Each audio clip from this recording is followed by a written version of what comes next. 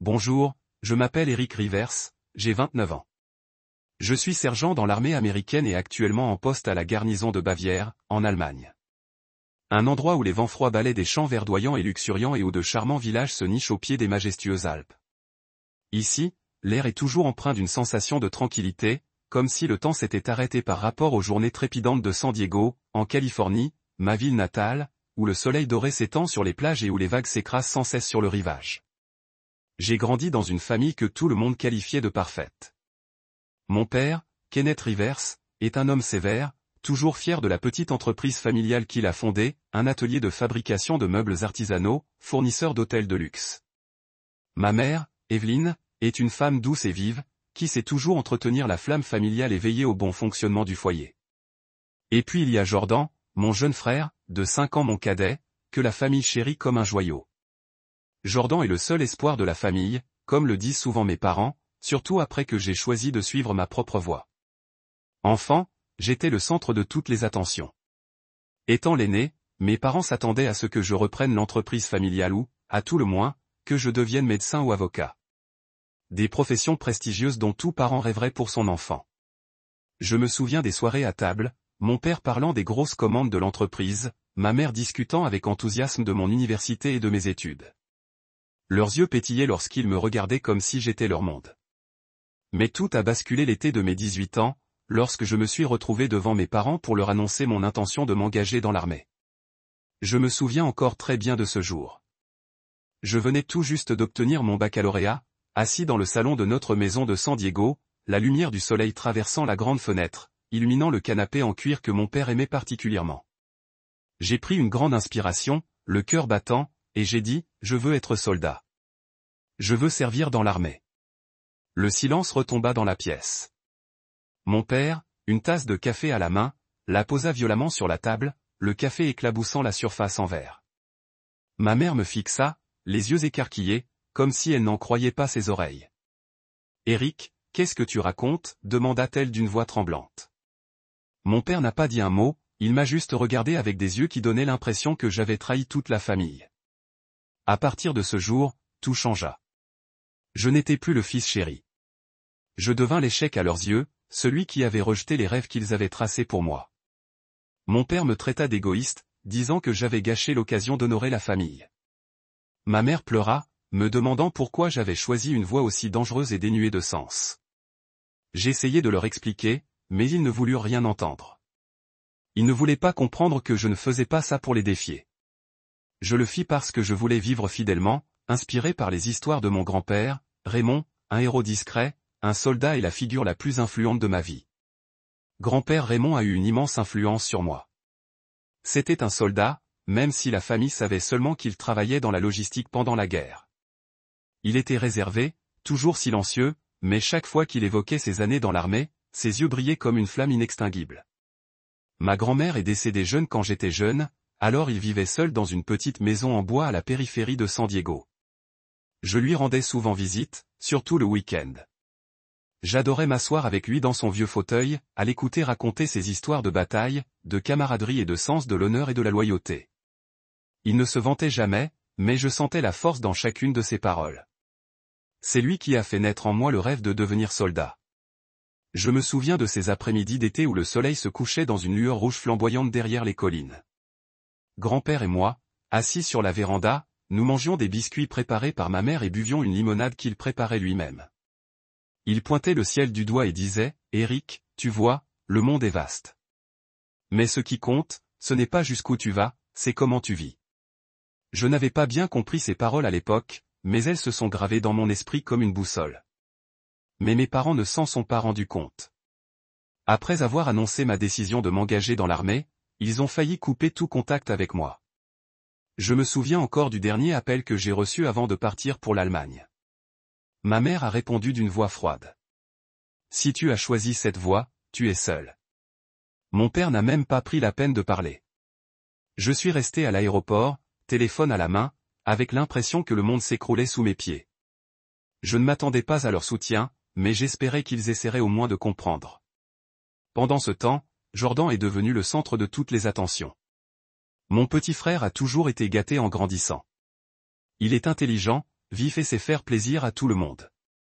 Mes parents ont placé toutes leurs attentes en Jordan après que je n'ai pas répondu à leurs attentes. Ils lui ont payé ses études dans une université prestigieuse, lui ont acheté une nouvelle voiture après le lycée et l'ont constamment félicité comme le seul espoir de la famille. Je ne blâme pas Jordan. C'est mon frère, et je l'aime. Mais parfois, en voyant la façon dont mes parents le traitent, je ne peux m'empêcher de me sentir comme une ombre au sein de ma propre famille. Les années passées dans l'armée n'ont pas été faciles, mais elles m'ont donné un but. J'ai commencé comme simple soldat, j'ai travaillé dur, j'ai appris et j'ai progressivement gravi les échelons jusqu'au grade de sergent. Je dirige maintenant une escouade d'infanterie, et ce travail me donne un sentiment d'appartenance, où je suis respecté pour ce que je fais, et non pour ce que les autres attendent de moi. À la base de Bavière, je vis dans un monde complètement différent. Un monde de discipline, de camaraderie et de défis exténuants. Bien que je sois à des milliers de kilomètres de chez moi, je n'oublie jamais ma famille. Mais en retour, il semble que ma famille refuse de reconnaître mon existence. Pendant les vacances, je ne suis pas invité à la maison. Mes parents organisent de grandes fêtes, invitant famille et amis, mais je ne les connais que par les photos que Jordan publie sur les réseaux sociaux. Je reste en retrait de la vie de ma propre famille, comme un étranger. J'appelle souvent grand-père et il répond. Toujours de sa voix chaleureuse. Comment vas-tu, Eric? Comment fait-il là-bas? L'entraînement est trop dur, demande-t-il. Et je sais qu'il est le seul à s'en soucier vraiment. Dans l'armée, j'ai appris à réprimer mes émotions et à me concentrer sur la mission. Mais chaque soir, allongé sur mon lit dans la petite chambre de la caserne, je ne peux m'empêcher de penser au bon vieux temps. Quand ma mère me serrait encore fort contre elle.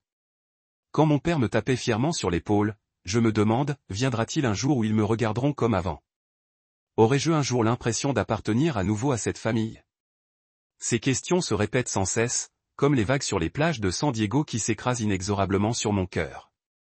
Mais je n'ai pas le temps de m'y attarder. La vie à la garnison américaine de Bavaria est dure et exige une concentration absolue.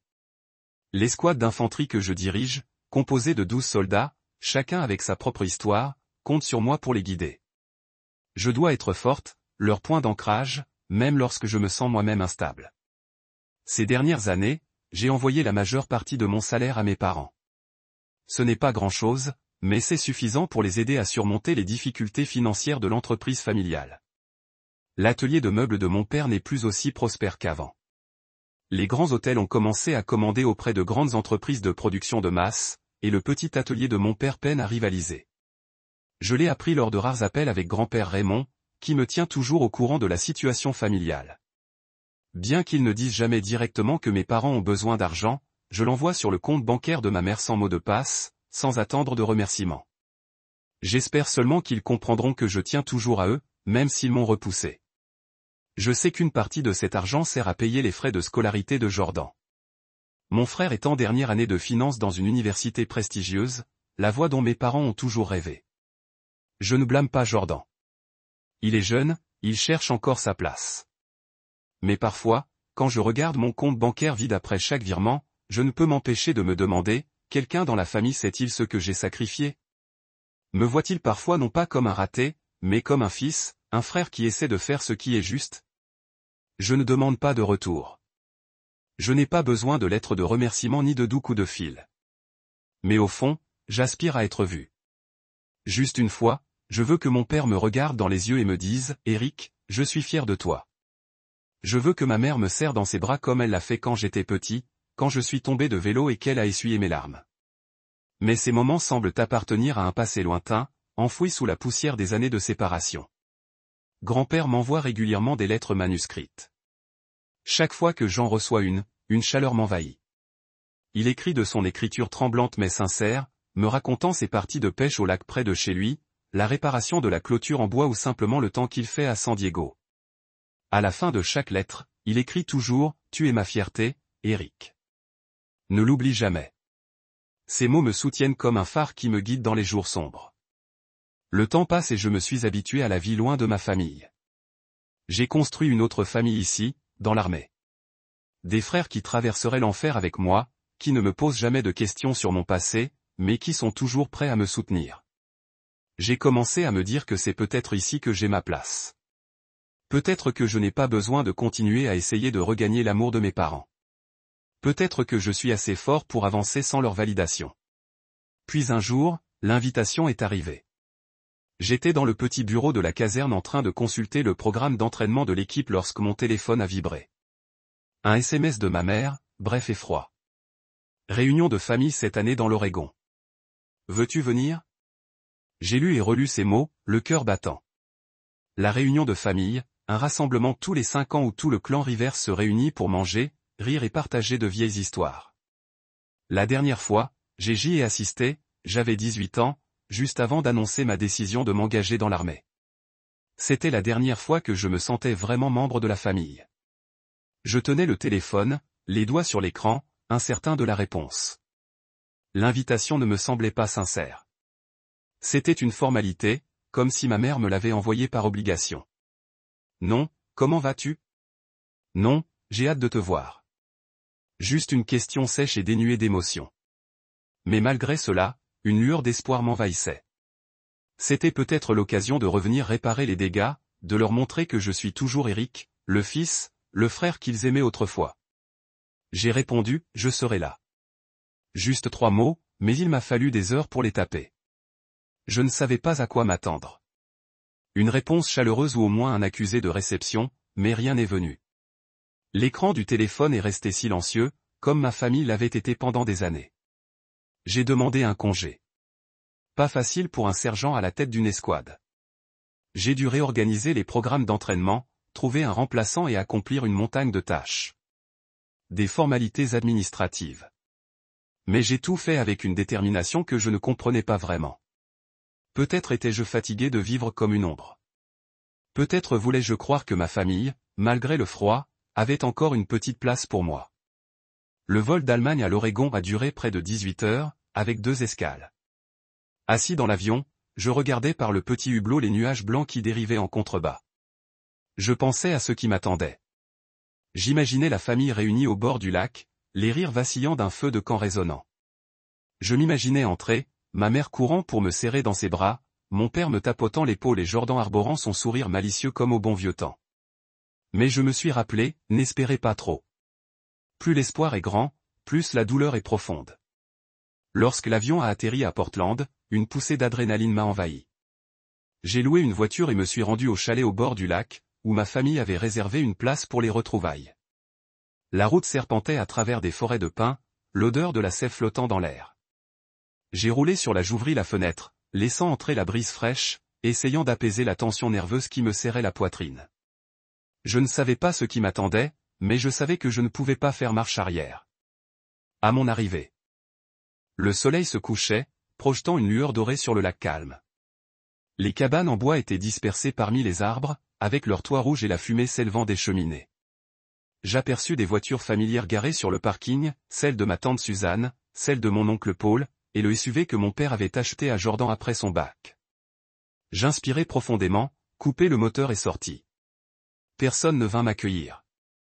Personne ne savait que j'étais arrivé, ou peut-être que personne ne s'en souciait. Je restai là un moment, serrant fermement la sangle de mon sac à dos, essayant de me stabiliser. J'avais imaginé ce moment des centaines de fois pendant le long vol depuis l'Allemagne.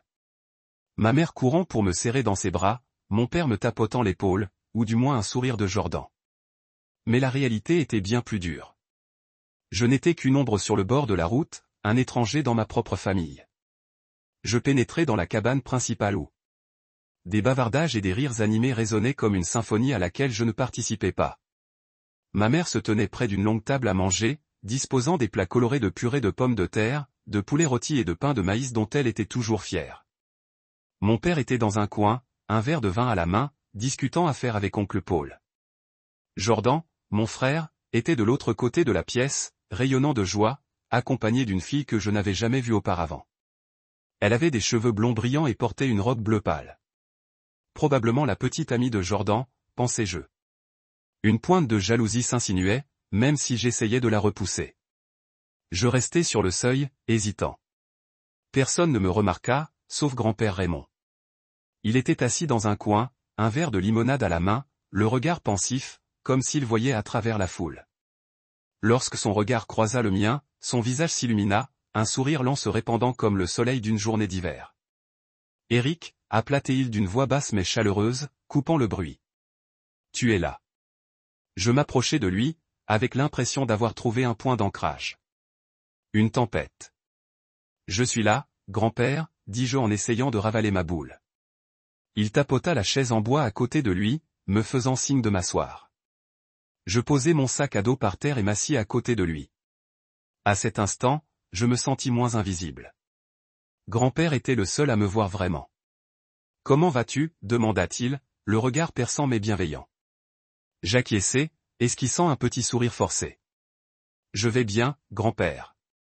Juste un peu fatigué par le vol. » Il acquiesça, sans rien ajouter, mais je savais qu'il comprenait.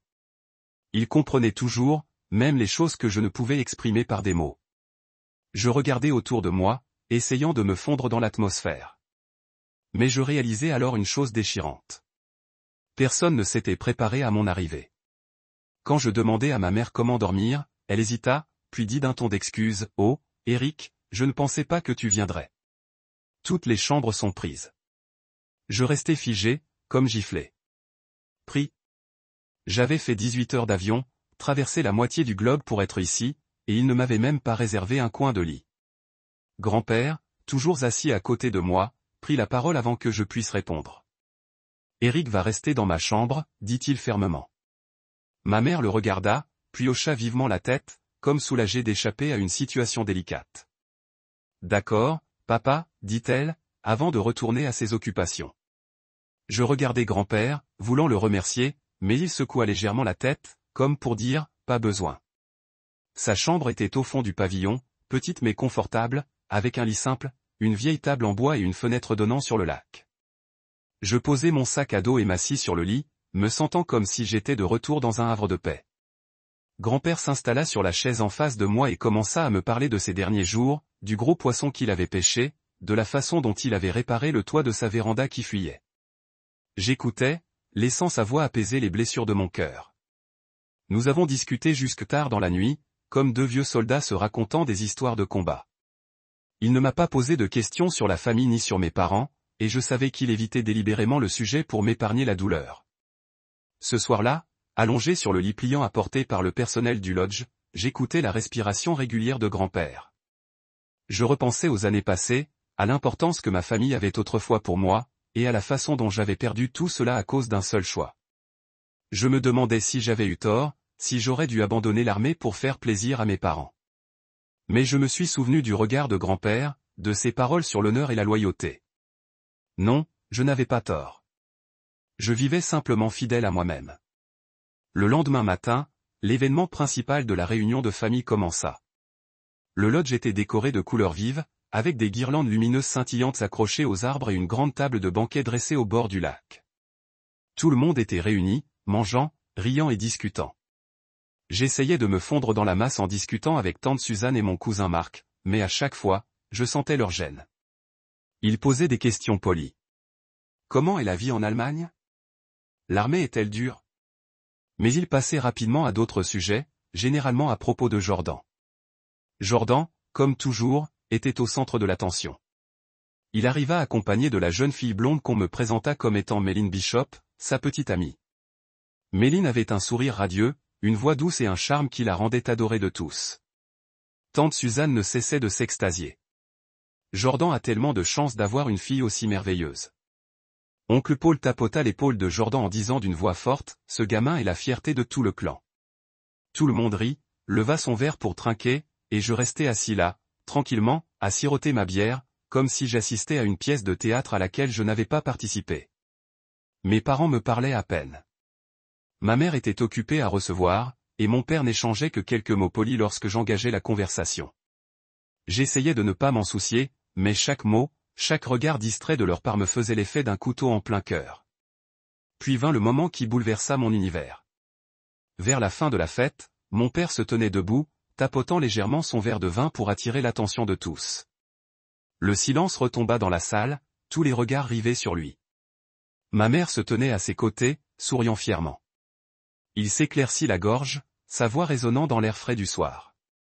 Nous sommes réunis aujourd'hui pour célébrer la famille Rivers, pour se remémorer nos souvenirs et envisager l'avenir avec optimisme, commença-t-il. Et aujourd'hui, Evelyne et moi voulons annoncer quelque chose de spécial. Nous avons décidé de transmettre la maison familiale, cet endroit rempli de nos souvenirs, à Jordan, en récompense de son travail acharné. La salle fusa d'applaudissements. Jordan, un large sourire aux lèvres, serra ma mère dans ses bras, puis serra la main de mon père. Méline était assise à ses côtés, les yeux pétillants de fierté. Tout le monde commença à le féliciter pour son mérite. J'étais assise là, ma bière froide à la main, avec l'impression que tout mon corps était gelé. Cette maison, la maison de San Diego où j'ai grandi, où je courais dans le jardin, où je restais assis des heures à regarder la pluie par la fenêtre, appartenait désormais à Jordan. Personne ne parlait de moi. Personne ne parlait des années où j'envoyais de l'argent pour aider la famille. Personne ne parlait des nuits blanches passées à la caserne à penser à eux. J'étais invisible, comme si je n'avais jamais existé dans la famille du fleuve. Je regardais grand-père, espérant un peu de réconfort, mais il restait assis là, le regard calme, les mains serrées sur son verre de limonade. Il ne disait rien, mais je savais qu'il m'observait, attendant quelque chose. J'aurais voulu me lever pour crier à mes parents pourquoi ils me traitaient ainsi, mais je ne pouvais pas.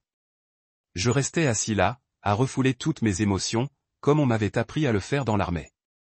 J'ai souri, applaudi avec tout le monde, mais une profonde fissure s'était formée à l'intérieur. Une fois la fête terminée, je me suis levé et j'ai quitté la table en silence. Personne ne l'a remarqué. Je me suis dirigé vers le bord du lac, debout sous le clair de lune, à regarder l'eau scintiller. Je repensais aux années passées, aux sacrifices que j'avais faits et à la façon dont ma famille avait choisi de m'oublier. Je me demandais si je devais rester, si je devais continuer à essayer de gagner leur amour. Mais une voix intérieure me murmura, « Tu n'as rien à prouver. Sois toi-même. » Je retournai dans la chambre de grand-père, le cœur lourd. En entrant, je vis qu'il était déjà là, un vieux livre à la main, mais ses yeux n'étaient pas rivés sur les pages. Il me regarda, son regard à la fois vif et doux, comme s'il essayait de déchiffrer les mots que je ne pouvais prononcer. Je m'assis sur le lit, les mains jointes, essayant de dissimuler la tempête d'émotions qui faisait rage en moi. « Ça va, Eric ?» demanda-t-il d'une voix posée et calme, comme toujours lorsqu'il voulait que je m'ouvre. Je voulais lui dire que j'allais bien, que j'avais l'habitude d'être invisible pour ma famille. Mais ma gorge se serra et je parvins à peine à hocher la tête, forçant un faible sourire. Il n'insista pas davantage, posa simplement le livre et se leva. « Repose-toi, dit-il. Demain est une longue journée. » Allongé sur le lit pliant, j'écoutais le vent souffler par la fenêtre, apportant la fraîcheur du lac. Le lendemain matin, je me suis réveillé tôt, comme le veut la coutume des soldats. Grand-père était debout encore plus tôt, assis sur la véranda avec une tasse de café, contemplant le lac scintillant sous la lumière de l'aube. Je me suis assis à côté de lui, sans rien dire, savourant simplement ce rare moment de paix. « As-tu déjà pensé à quitter l'armée ?» demanda-t-il soudain. Je me suis figé, pris au dépourvu par une question que j'avais toujours évitée. « Je ne suis pas sûr, grand-père, » répondis-je. « L'armée est ma place. Mais parfois, je me demande si je ne fuis pas quelque chose. » Il hocha la tête, sans juger ni conseiller. « La vie est un combat, dit-il. Mais tous les combats n'ont pas besoin de fusils et de balles. Certains combats se mènent en soi. » Je n'avais pas bien saisi ce qu'il voulait dire, mais ces mots m'ont donné une nouvelle force, comme s'il me préparait à quelque chose de plus grand. À midi, tout le monde s'est retrouvé dans la loge principale pour poursuivre les festivités des retrouvailles après 5 ans de séparation. J'essayais d'éviter le regard de mes parents, les histoires de Jordan et Méline, et les regards compatissants de ma famille. Je voulais juste rester près de grand-père, le seul qui me donnait l'impression d'être vu. Mais au début de la fête de l'après-midi, j'ai réalisé que je ne pouvais pas me cacher éternellement. Mes parents se sont relevés, racontant les succès de Jordan, sa récente promotion, ses projets d'avenir et ceux de Méline. Tout le monde écoutait, hochait la tête, et je restais assis là, silencieux comme une ombre. J'ai décidé de partir. Je n'en pouvais plus. Non pas par jalousie, mais à cause du sentiment d'être effacé de ma propre famille.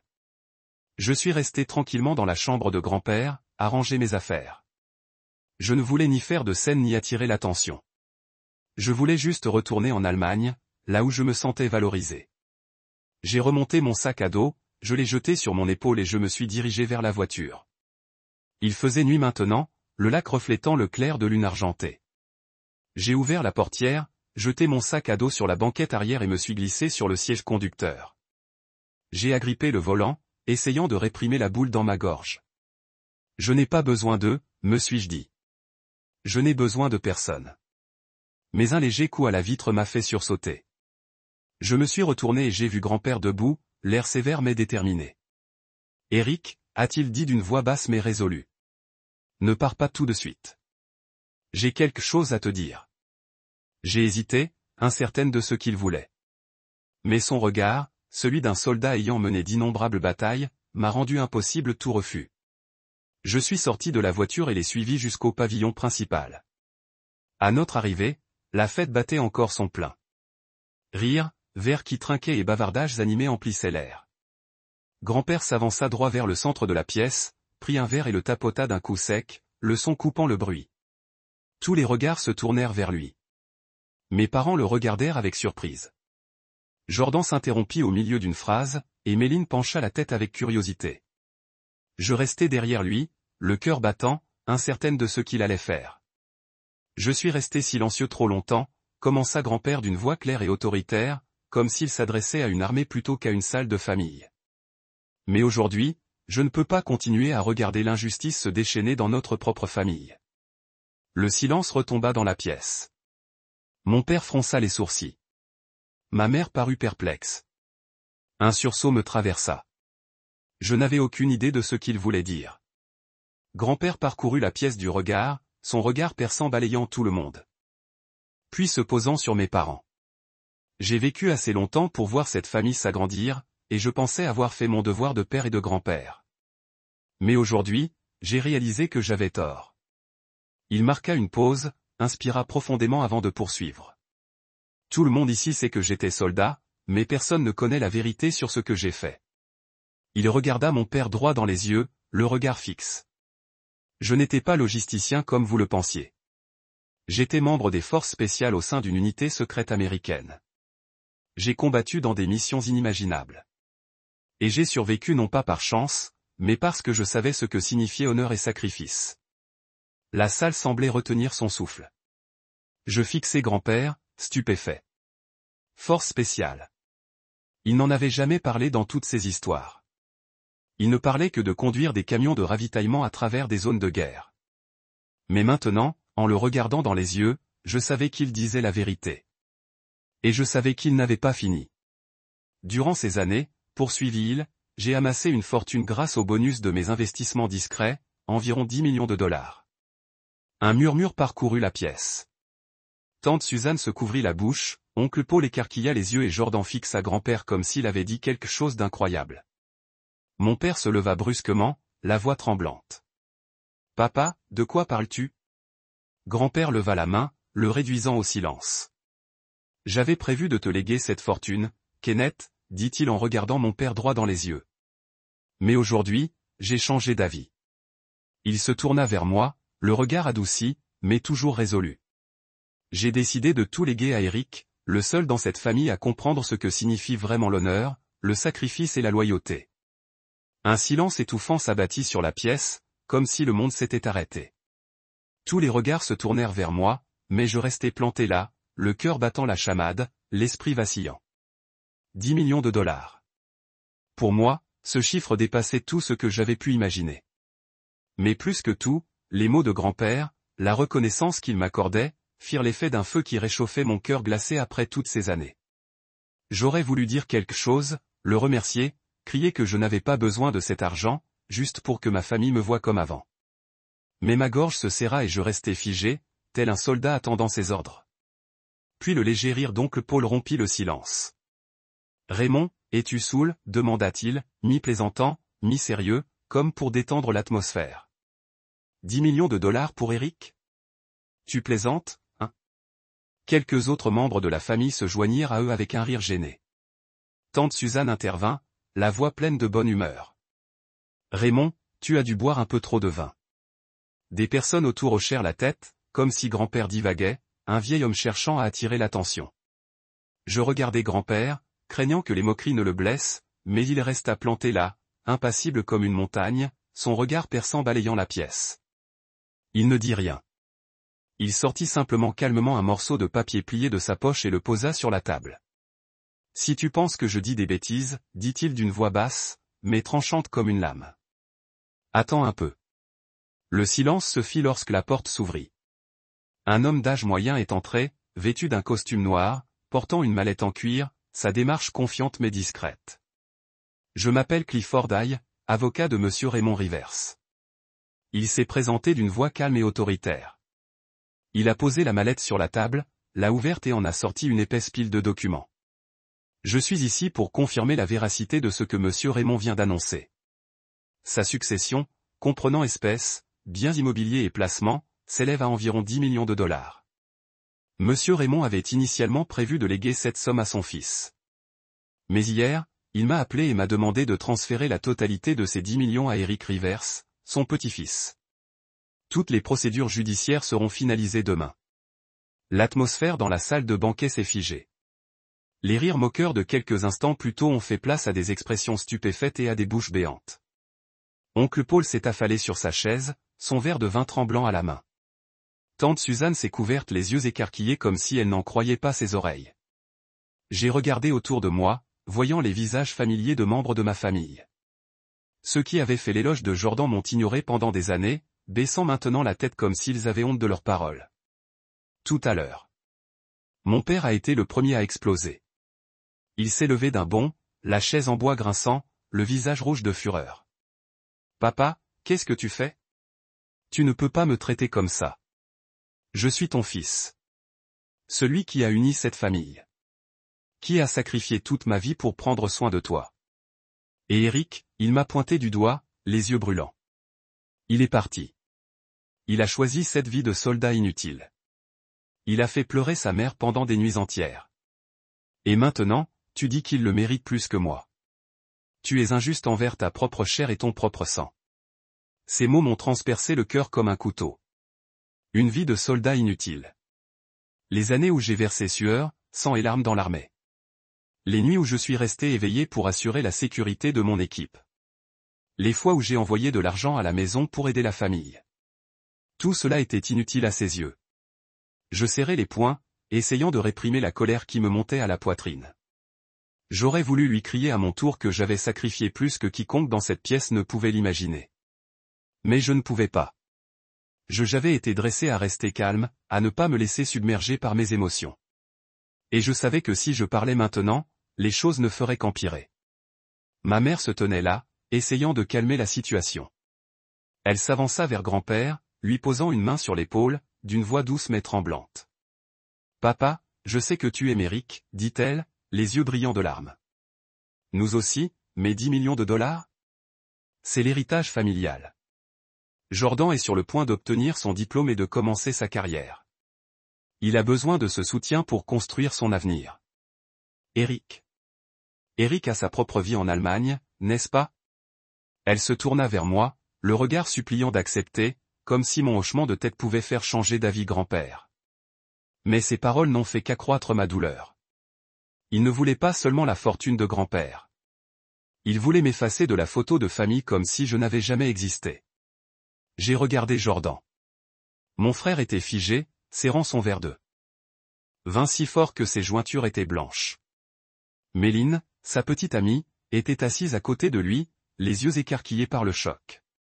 Elle lui prit la main en murmurant quelque chose, mais il secoua simplement la tête, son regard oscillant entre grand-père et moi.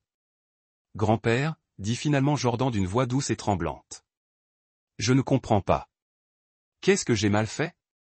Ses yeux étaient rouges, et pour la première fois, je ne l'ai pas vu comme le seul espoir de la famille, mais en tant que jeune homme essayant de plaire à tout le monde.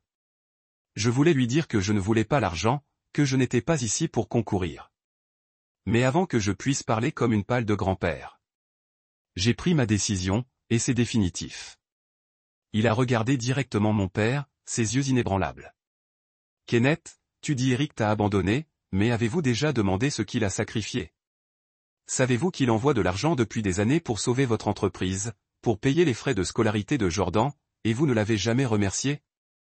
Savez-vous qu'il a vécu des années de sacrifice, espérant une seule fois pour que cette famille le reconnaisse? Il s'arrêta, se tournant vers la pièce. Vous tous ici, avez-vous déjà vraiment vu Eric? Ou ne l'avez-vous vu que comme un échec parce qu'il n'a pas suivi le chemin que vous vouliez? Les paroles de grand-père étaient comme une bombe explosant dans la pièce. Personne n'a osé rencontrer son regard, pas même mon père. Tante Suzanne inclina la tête, son visage rougit comme si elle avait honte de ses commentaires précédents sur Jordan. L'oncle Paul se déplaça inconfortablement sur son siège, évitant les yeux de grand-père. Ma mère coulait dans sa chaise, couvrant son visage, des larmes coulant. Mon père se tenait là, bouche agape, incapable de parler. Jordan m'a regardé, son complexe d'expression, sa colère en partie, sa honte en partie et beaucoup de confusion. Eric, chuchota-t-il à peine audible. Je ne savais pas. Je me tenais là étourdi. Je ne savais pas quoi dire ou faire. J'ai juste regardé grand-père, mes yeux remplis de gratitude. Il m'avait vu, m'a vraiment vu, quand le monde a tourné le dos. Il se rapprocha, plaça une main sur mon épaule et dit doucement. Juste pour moi d'entendre. Vous n'avez rien à dire. Vivez juste. Ces paroles ont allumé un feu dans mon cœur. J'ai hoché la tête, mes yeux piquants, évitant son regard de peur que je décompose. La pièce est restée silencieuse comme si elle attendait quelque chose, une manifestation, une explication ou juste un soupir pour briser l'atmosphère lourde, mais personne ne parlait. Mon père s'est retourné et s'est fait d'assaut, la porte claquant derrière lui. Ma mère a couru après lui, sa voix s'étouffa de sanglots, appelant son nom.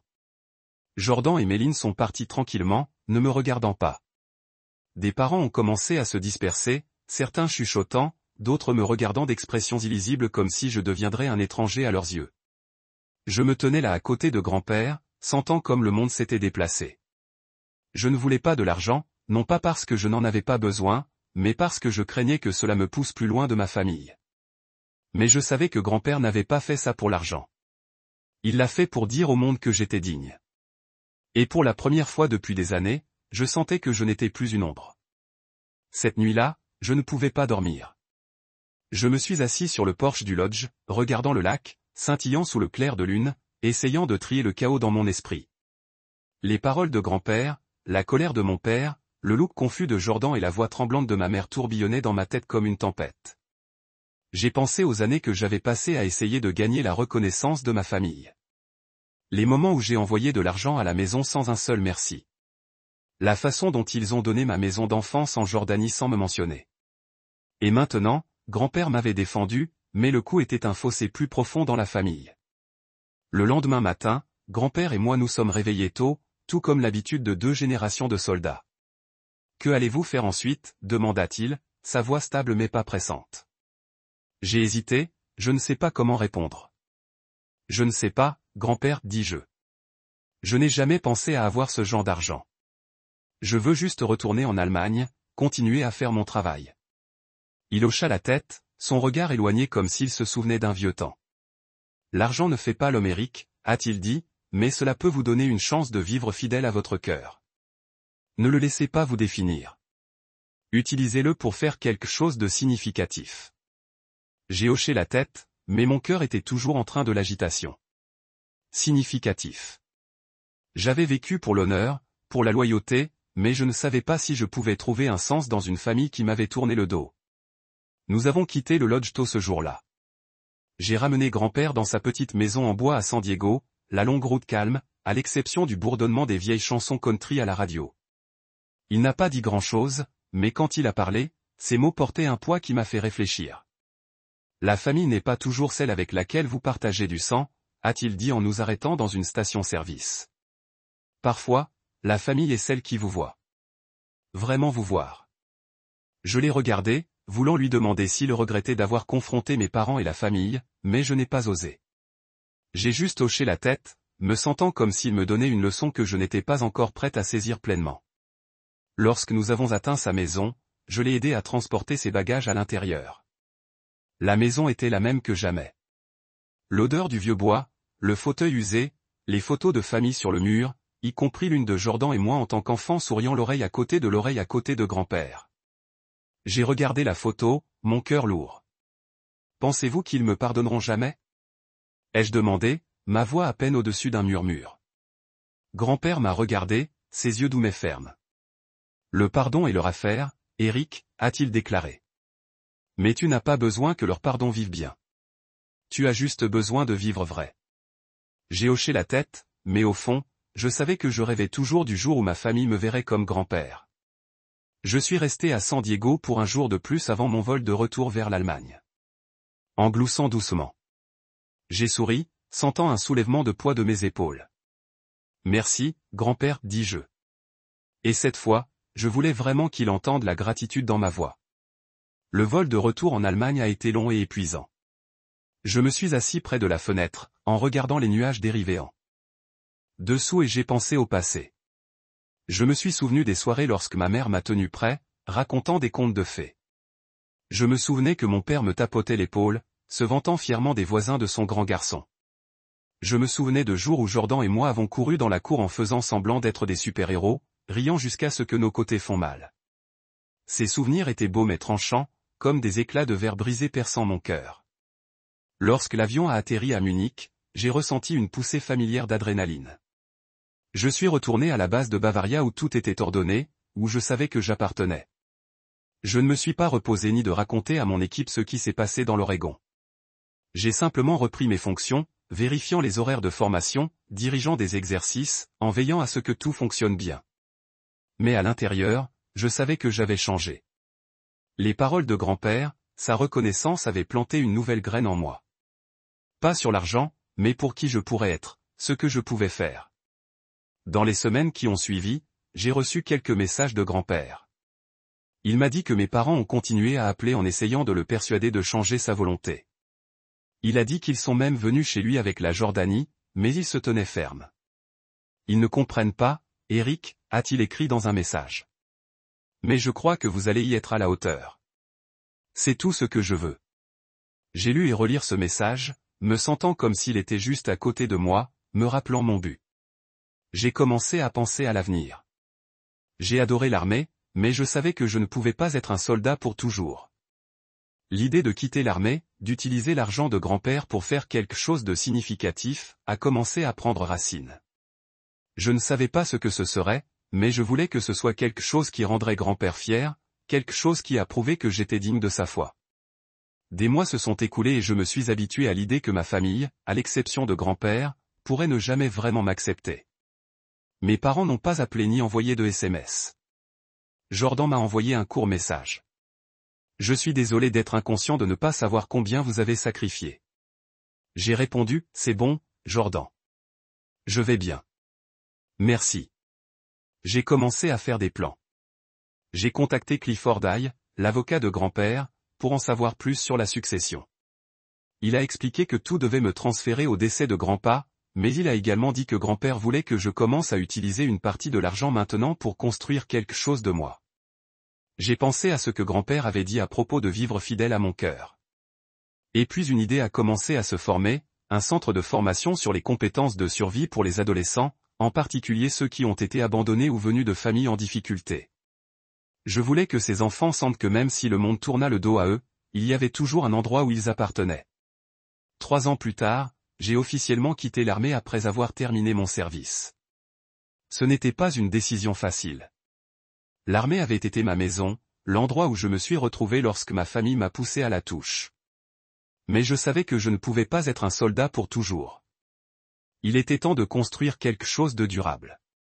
Un héritage à moi, pas seulement pour moi, mais pour ceux qui en avaient le plus besoin. Je suis retourné à San Diego dans la petite maison en bois de grand-père Raymond, où les souvenirs d'enfance sont restés vifs, comme l'odeur du vieux bois et le crépitement de la cheminée les nuits d'hiver. Je suis arrivé à San Diego un jour d'automne lorsque le ciel était bleu profond et que l'air portait le parfum salé de la mer. Grand-père m'a rencontré à l'aéroport, son sourire aussi chaud que le soleil de Californie. « Vous êtes devenu plus mince », a-t-il dit en tapotant mon épaule. « L'armée ne vous a-t-elle pas bien nourri ?» J'ai ri, le serrant dans ses bras, sentant la constance du vieux soldat. « Je vais bien, grand-père, dis-je. Et maintenant je suis de retour ici pour être proche de toi. » J'ai emménagé avec grand-père dans sa petite maison en bois à la périphérie de San Diego. La maison était inchangée. L'odeur du vieux bois, le fauteuil usé, les photos de famille sur le mur. J'ai dormi dans mon ancienne chambre, celle qui avait été mon monde quand j'étais enfant.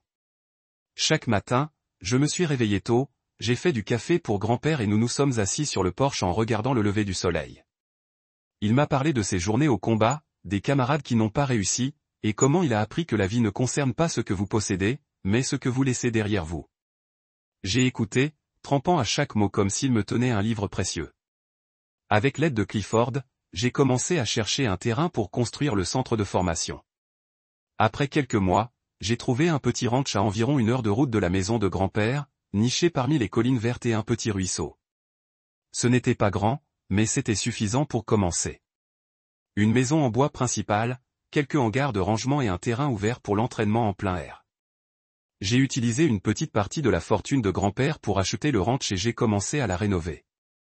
J'ai embauché des travailleurs pour convertir les écuries en salles de classe, mettre en place des tentes pour les activités de groupe et conçu une zone de formation de survie avec des obstacles, des cordes et des sentiers. J'ai nommé la balise du centre, inspiré par les paroles de grand-père sur guider les autres. Mon objectif était d'aider les adolescents, en particulier ceux abandonnés ou de familles brisées, d'apprendre la confiance, la résilience et le but. J'ai appliqué des leçons de l'armée. La discipline, le travail d'équipe et les défis surmontés combinés avec les valeurs que grand-père m'a appris. Honneur, loyauté et gentillesse. Je ne voulais pas que le centre n'enseigne que des compétences. Je voulais que ce soit une maison où les enfants se sentaient vus et appréciés. Cet été-là, Bécon a officiellement ouvert ses portes. Le premier groupe était composé de 15 enfants, âgés de 12 à 17 ans des programmes de services sociaux et des familles en difficulté. Je me souviens du premier jour où ils sont sortis d'un vieil bus, leurs yeux remplis de soupçons et de timidité. Un garçon, Miguel, se tenait dans un coin, les mains dans ses poches, me regardant comme si j'étais un officier strict. « Tu vas nous faire courir des tours ou quelque chose comme ça ?» demanda-t-il, son ton provoquant.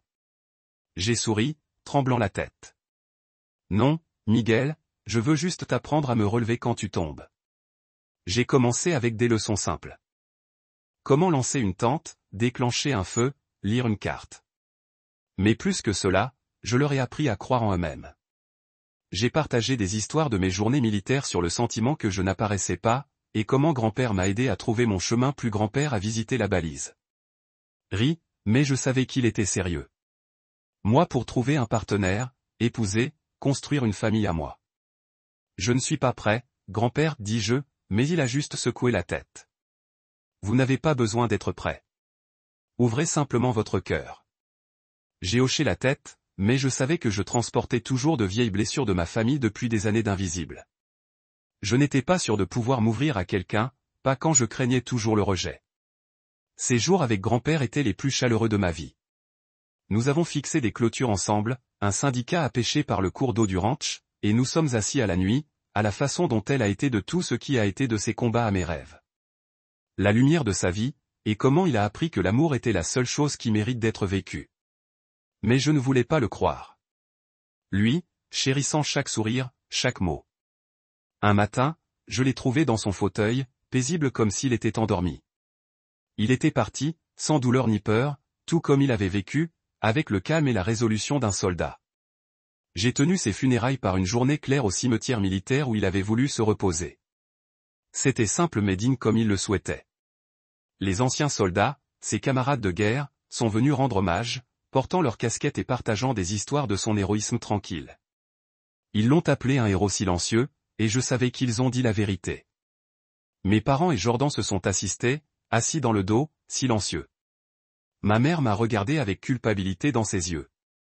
Mon père a gardé la tête baissée et Jordan a fait un léger signe de tête lorsque nos yeux se sont rencontrés. Je ne leur ai pas blâmé. J'avais appris à pardonner, mais je ne pouvais pas oublier les années où ils m'avaient repoussé. Quand tout le monde est parti, je me tenais près de la tombe de grand-père en regardant la pierre tombale. Raymond Rivers, soldat, père, grand-père. J'ai chuchoté, je vais y vivre, grand-père.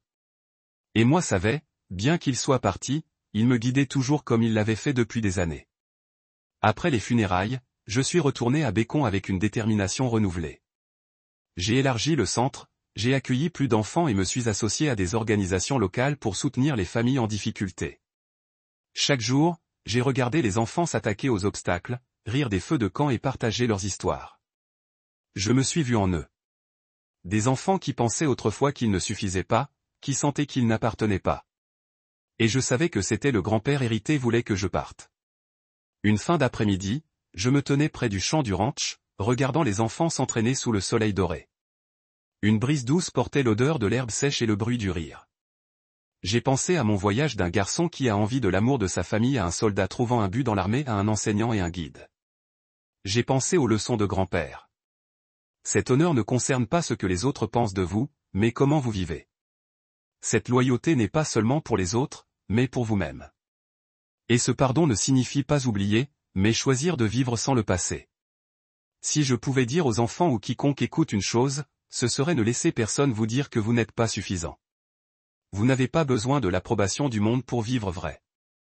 Tout ce qu'il faut, c'est une personne pour croire en vous. Et surtout, vous devez croire en vous. Live digne, pas pour prouver quoi que ce soit, mais pour être la meilleure version de vous.